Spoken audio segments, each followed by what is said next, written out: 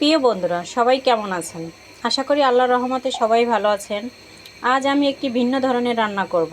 কড়াইয়ে তেলটা গরম করে নিলাম। এরপর আগে থেকে কেটে ধুয়ে রাখা পেঁয়াজ রসুন দিয়ে দেব। কখনো খেয়েছেন কিনা জানি না। এখানে রাখা আছে কেটে ধুয়ে রাখা আলু। এখানে একটা ডিম আগে থেকে ভেঙে আমি রেখেছি। এখানে বেগুনের ছোলা ফেলে কুটে ধুয়ে রেখেছি। এই বেগুন দিয়ে ডিম দিয়ে আজকে অন্য রকমের একটা রেসিপি আপনাদের মাঝে তুলে ধরবো। এবার আমি এখানে ভেঙে রাখা ডিমটি দিয়ে দেব।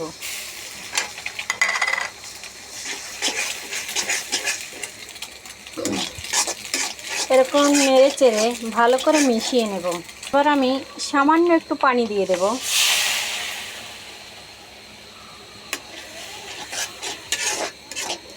দেখুন কেমন ছড়া ছড়া ভাবটা চলে এসেছে।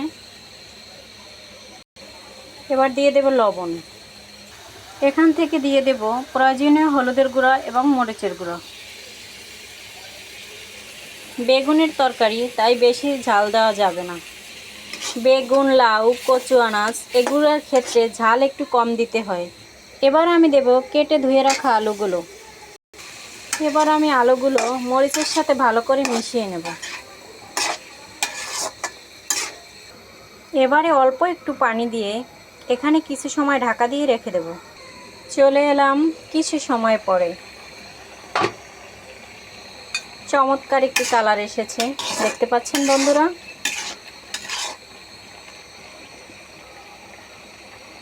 পানিটা টেনে যাওয়া পর্যন্ত আমি অপেক্ষা করব।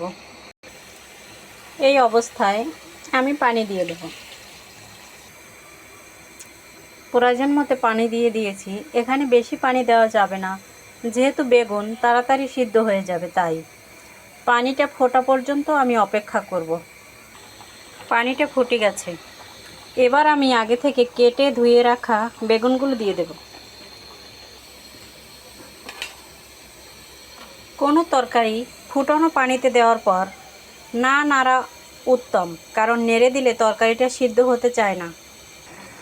সুন্দর করে ফুটে গেছে। এবার আমি সামান্য নেড়ে দেব। দেখুন তো কালারটা কত সুন্দর লাগতেছে, মাশাআল্লাহ।